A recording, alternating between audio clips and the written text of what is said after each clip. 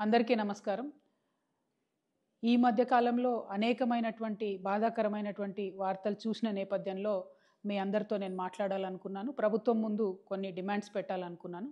ప్రధానంగా స్వర్ణకార వృత్తిలో ఉన్నటువంటి అనేక మంది ఆత్మహత్యలకు సంబంధించినటువంటి అంశాలు ఈ మధ్య పత్రికలలో, టీవీ ఛానల్లో చూసి చాలా బాధపడుతూ వచ్చాము.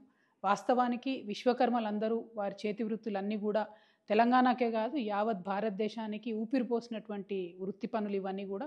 అవన్నీ నెమ్మదిగా కార్పొరేట్ సంస్థలు వచ్చిన తర్వాత మరి మరుగున పడుతూ వచ్చినటువంటి విషయం మనందరం కూడా గమనిస్తున్నాము.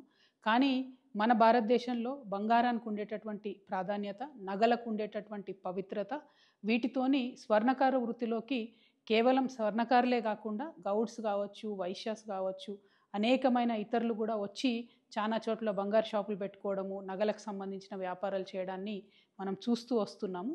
అయితే పెద్ద పెద్ద సంస్థలు, మలబార్ లాంటి సంస్థలు, ఇంకోటి పెద్ద పెద్ద సంస్థలు వచ్చినటువంటి నేపథ్యంలో, రెడీమేడ్ షాపులు వచ్చినటువంటి నేపథ్యంలో స్వర్ణకారులకు వారి జీవనము నడవడమే ఇబ్బందిగా జరుగుతున్నటువంటి పరిస్థితిని కూడా మనం గమనిస్తున్నాం. అయినా ఒక మహిళగా ఒక మెట్టెలు చేయించాలన్నా, ఒక మంగళసూత్రం చేయించాలన్నా మనం ఇప్పటికి కూడా స్వర్ణకారుల దగ్గరికే పోతాం తప్పితే బంగారం షాపుకి పోయి కొనుక్కోవాలని అనుకోము.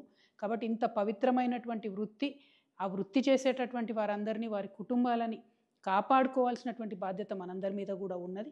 ముందుగా స్వర్ణకారుల మిత్రులందరినీ కూడా నేను కోరుతా ఉన్నాను, ఏ సమస్య కూడా జయించలేనిది కాదు. మనందరం కలిసికట్టుగా ఉండి జయిద్దాం. దానికి సంబంధించి మీరు మనసు బాధపట్టుకోకండి, ఆత్మహత్యలకు మాత్రం మీరు వెళ్ళొద్దండి. సైనైడే ఇవాళ పెరగన్నమయ్యేటటువంటి పరిస్థితి మరి స్వర్ణకారుల విషయంలో జరుగుతున్నది. చాలా బాధాకరంగా ఉన్నది. మీ అందరినీ నేను రిక్వెస్ట్ చేస్తూ ఉన్నాను. నేను ఎంపీగా ఉన్నప్పుడు మా నిజామాబాద్ జిల్లాలో ఈ యాక్ట్ 411 ఏదైతే ఉందో అది పెట్టకుండా దొంగ బంగారం కేసులో ఈ స్వర్ణకార వృత్తులు చేసేటటువంటి వాళ్ళను పోలీసులు ఇబ్బంది పెట్టకుండా నా వంతు ప్రయత్నం నేను ఆనాడు చేయడం జరిగింది. కానీ ఇవాళ ఇది రాష్ట్ర వ్యాప్తంగా చాలా పెద్ద ఎత్తున జరుగుతున్నది. ఈవెన్ ఏపీ, తెలంగాణ 2 రాష్ట్రాల్లో కూడా చాలా పెద్ద ఎత్తున ఈ సమస్య ఉన్నది. ఈ సమస్య పరిష్కారం అయ్యే విధంగా నేను ఇవాళ ఒక ఎమ్మెల్సీగా ఉన్న ఒక బాధ్యతాయుతమైనటువంటి సంస్థ జాగృతి నడుపుతున్నటువంటి వ్యక్తిగా, బీసీ ఉద్యమంలో మరి పోరాటం చేస్తున్నటువంటి ఒక వ్యక్తిగా మీ అందరికీ నేను అండగా ఈ యాక్ట్ 411 సవరించేంత వరకు కూడా పోరాటం చేస్తానని ఈ సందర్భంగా మీ అందరికీ తెలియజేస్తూ ఉన్నాను. మీరు మానసికంగా ధైర్యంగా ఉండండి. ఎట్ ద సేమ్ టైం నేను ప్రభుత్వాన్ని కూడా డిమాండ్ చేస్తూ ఉన్నాను, పోలీసులు తమ పని సులువు చేసుకోవడానికి దొంగ కన్నా ముఖ్యంగా వెళ్ళి స్వర్ణకారులను పట్టుకోవడం జరుగుతూ ఉన్నది. ఇది వారి ఆత్మగౌరవానికి సంబంధించినటువంటి అంశం, వారి కుటుంబ భద్రతకు సంబంధించినటువంటి అంశం. కాబట్టి పోలీసు వాళ్ళు చాలా సున్నితంగా ఈ వ్యవహారాన్ని డీల్ చేయాలని చెప్పి కూడా నేను కోరుతా ఉన్నాను. ఎట్ ద సేమ్ టైం మనం అభివృద్ధి కోసం కూడా చాలా ప్రయత్నం చేయాలి. కాంగ్రెస్ పార్టీ కామారెడ్డి డిక్లరేషన్లో వృత్తి పనిదారులందరికీ కూడా ప్రతి జిల్లా హెడ్ క్వార్టర్లో 5 ఎకరాల స్థలం ఇచ్చి షాపింగ్ మాల్స్ కట్టిస్తామని చెప్పడం జరిగింది. అట్లానే పర్టికులర్లీ స్వర్ణకారులకు సంబంధించి అనేకమైన స్కీమ్స్ ఇస్తామని చెప్పడం జరిగింది. ఆ స్కీమ్స్ అమల్లోకి తీసుకొచ్చినట్టయితే మన స్వర్ణకారుల బిడ్డలు కూడా కార్పొరేట్ సంస్థలకు తీసిపోని విధంగా ధీటుగా మంచి బ్రాండ్స్ను కూడా నిర్మించేటటువంటి సత్తా ఉన్నవాళ్ళు, సెంటిమెంటలీ మాకు మహిళలందరికీ స్వర్ణకారులే కావాలి కాబట్టి స్వర్ణకారులు చేసే వృత్తిలో ప్రభుత్వం తోడ్పాటు అందించాలని చెప్పి ఈ సందర్భంగా నేను డిమాండ్ చేస్తూ ఉన్నాను.